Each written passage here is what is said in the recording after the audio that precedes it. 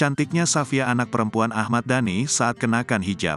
Safia Ahmad anak perempuan Ahmad Dhani tampil cantik dalam balutan hijab hingga tuai pujian netizen. Seperti yang diketahui, Safia Ahmad merupakan anak perempuan satu-satunya Ahmad Dhani. Wajar saja jika Safia Ahmad tak pernah luput dari perhatian netizen terutama dalam hal penampilan.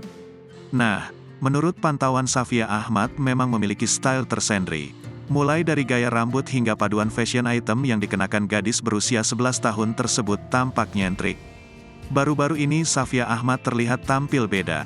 Safia Ahmad tampak menawan dalam balutan hijab. Nggak heran deh jika penampilannya kali ini langsung menjadi surten netizen. Selain banjir pujian, Safia Ahmad juga disebut-sebut sebagai Ahmad Dhani versi perempuan. A Beautiful Day in Al-Aqsa, Palestina. Tulis keterangan foto yang diunggah akun Instagram pribadi Mulan Jamila. Mulan Jamila tampak memosting potret putrinya, Safia Ahmad. Seperti yang terlihat, anak Ahmad Dhani itu tampil dalam balutan hijab. Safia mengenakan hijab pasmina berwarna putih yang simpel. Ia memadukannya dengan pemakaian busana atau gamis berwarna merah polos.